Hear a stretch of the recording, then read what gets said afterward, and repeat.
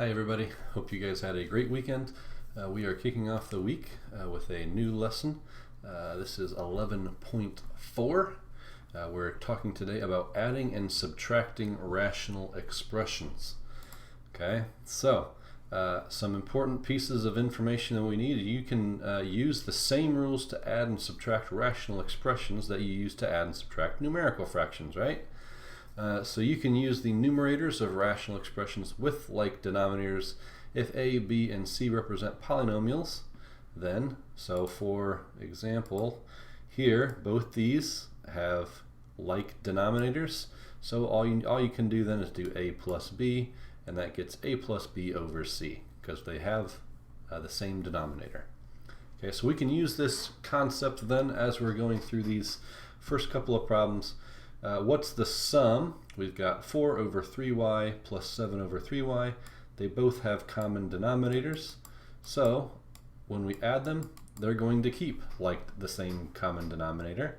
And then we just need to add the top. 4 plus 7 is 11. So it gives us a sum of 11 over 3y. That's supposed to be a y. There we go. Okay, part B. The bottom is x minus 2, so they have the same denominator, so we're going to keep it as x minus 2, and then we're going to add them 3x plus x. Remember, this is like 3x plus 1x, so 3 plus 1 is 4, and then we keep the x, so it becomes 4x over x minus 2. Okay? Go ahead and try this one then on your own. Find the sum using these two terms. Okay, so they both have 3a minus 4 as the denominator, so we're going to do 3a minus 4. And then the top is 2a plus 3a, which is 5a. So our sum here is 5a over 3a minus 4. Now we can actually use a similar type of rule to find the difference. Okay, so when we're finding the difference and we have common denominators, again, we can just keep the denominators and subtract the top. So we're going to keep, actually I'm going to give myself a little bit of extra room on this one because we're going to have to do a few more steps on this one. So 3x squared minus x minus 2 is going to be our denominator. Now we've got this minus this. So 7x plus 5 minus 4x plus 3. We're going to subtract common terms. So the 7x minus 4x goes first. That's 3x, and then the positive 5 minus positive 3 is a positive 2. Now, normally we would be done here, but there might be a way to simplify this fraction a little bit, because this bottom part here, it looks like it can be factored or simplified a little bit. So what we're going to do is we're going to multiply a times c. 3 times negative 2 is negative 6. So I want factors of negative 6 that add up to negative 1. Okay. Well, factors of negative 6 that add to negative 1 would be negative 3 and positive 2. Right? So here's what we're going to do. We're going to change this to 3x squared minus 3x plus 2x. Remember, we split this middle term into two separate terms like this, and then minus 2. This is how we factor it. We're going to group together then these first two terms and these last two terms, and we're going to pull out the GCF. Okay, I can pull out a 3x here, and that leaves x minus 1 on the inside, and then here I can pull out a 2, so it's going to be 2, and then x minus 1 there.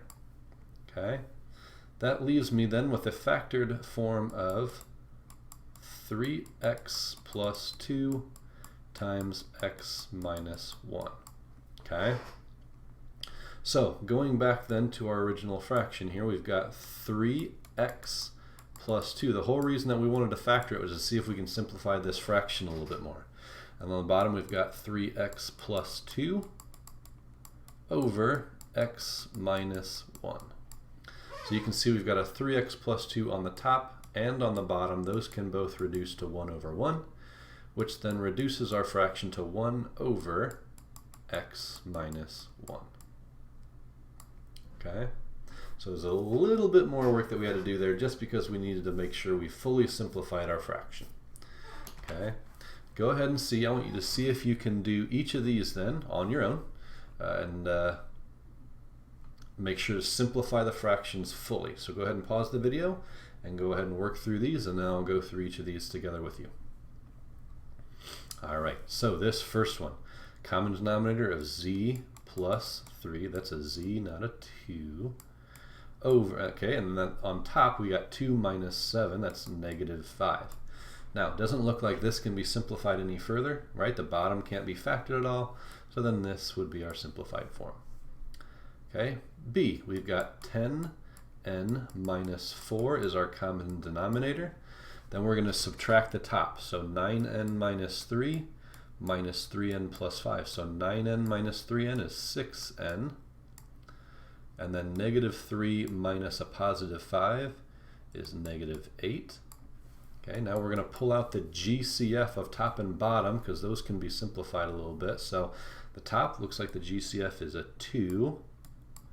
And then that's going to be 3n minus 4. On the bottom, our GCF is also a 2. That's going to leave 5n minus 2. Our 2 over 2 can cancel out, which then leaves 3n minus 4 over 5n minus 2. Okay, and then the last one, again, we've got common denominators. Q squared minus 4 goes on the bottom. Okay, and then we're going to subtract our tops. So 7q minus 6q, well, that's 1q.